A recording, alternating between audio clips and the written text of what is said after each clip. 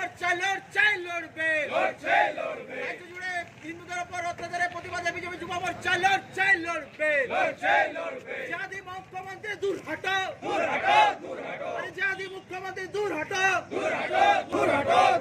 জয় শ্রীরাম কুরুক্ষেত্রে হাতিয়ার আরে কুরুক্ষেত্রে হাতিয়ার কুরুক্ষেত্রে হাতিয়ার কুরুক্ষেত্রে হাতিয়ার। আপনারা সকলে জানেন গত দুদিন আগে আমাদের রামনবমী উদযাপনকে কেন্দ্র করে মালদার কিছু গোষ্ঠী দু গোষ্ঠীর মধ্যে ঝামেলা হয়, যেখানে আমাদের হিন্দুরা নিজের রাজ্যে, হিন্দুরা পশ্চিমবঙ্গে বসবাস করে কিন্তু হিন্দুরা নিজের রাজ্যে সুরক্ষিত না, আজকে নিজের দেশে সুরক্ষিত না। নিজেদের পুজো শ্রী রামনবমী পালন করার জন্য, উদযাপন করার জন্য তারা পুজোর আয়োজন করেছিল, সেখানে একটা মেগা র্যালির আয়োজন করেছিল। কিন্তু তারা যখন মেগা র্যালি বার করে আমরা গতকাল কি দেখি, সেখানকার ইসলামী বন্ধুরা, ভাই যারা আমরা বলি না হিন্দু মুসলিম ভাই ভাই, তারা আমাদের পুজোতে রামনবমীর মিছিলে সেখানে হামলা চালায় এবং হিন্দুদের দোকানদানি রাজ্য থেকে শুরু করে প্রত্যেকের দোকানদানির ব্যবসায় প্রচন্ড পরিমাণ ক্ষতি হয়। তার প্রতিবাদে আজ গোটা রাজ্য জুড়ে বিজেপি রাজপথে নেমে প্রতিবাদ জানাচ্ছে। এবং আমরা পশ্চিমবঙ্গে শুধু একটা জায়গা না, আপনি দেখতে পাবেন উত্তরবঙ্গ থেকে দক্ষিণবঙ্গ, কলকাতা, যেখানে সরস্বতী পূজার পারমিশন হয় না আমাদের রাজ্যে, সেই জায়গায় দাঁড়িয়ে আজকে তৃণমূল পরিচালিত সরকারের একজন এমএলএ যিনি মুর্শিদাবাদের মাটিতে দাঁড়িয়ে থেকে বলছেন যে আমরা 70%, আমরা 30% আছি, ওরা 70%কে কেটে ভাগীরথী জলে ভাসিয়ে দেবো। আমরা সেই সব তৃণমূলের নেতাদেরকে, সেই সব এমএলএদেরকে বলে রাখতে চাই যে আমরা হিন্দুরা সকলে একত্রিত হয়েছে। আজকে তৃণমূল, সিপিএম বা বিজেপি যে কোনো রাজনৈতিক দল হোক, তাদের নিজস্ব ঝান্ডা খুলে রেখে পশ্চিমবঙ্গে হিন্দুদের ভবিষ্যৎকে যদি সুরক্ষিত করতে হয়, তা সকলে একটা ঝান্ডা নিচে, গেরুয়া নিশানের নিচে সবাইকে আসতে হবে।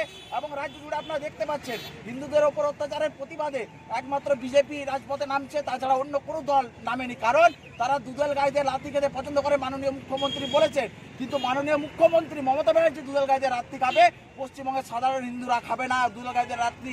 তাই আমাদের রাজ্যে যিনি ওই মন্ত্রী না কি আছেন এমএলএ হুমায়ুন কবির, যিনি বলেছেন, উল্লেখ করেছেন যে আমরা 30% আছে, ওরা 70% আছে, কেটে ভাগীরথীর জলে ভাসিয়ে দেবো, তাকে আমি একটা কথা বলতে চাই, সুতরে যাও, তাহলে হিন্দুরা যেদিন জাগবে না, ওই মুর্শিদাবাদের মাটি থেকে তুলে নিয়ে চলে আসবে। তাহলে কি মনে হচ্ছে এই রাজ্যে কি হিন্দুরা সুরক্ষিত নেই? একদম সুরক্ষিত না। এই তৃণমূল যতদিন এই রাজ্যে সরকারে রয়েছে ততদিন হিন্দুরা সুরক্ষিত না। তৃণমূল হিন্দুদেরকে, যারা হিন্দুরা একজোট হয়ে পড়ে আজকে 39% হিন্দু একচেটিয়া ভোটিং করছে, এখনো পর্যন্ত যে 12-13% হিন্দু ভোটিং করতে বেরোচ্ছে না।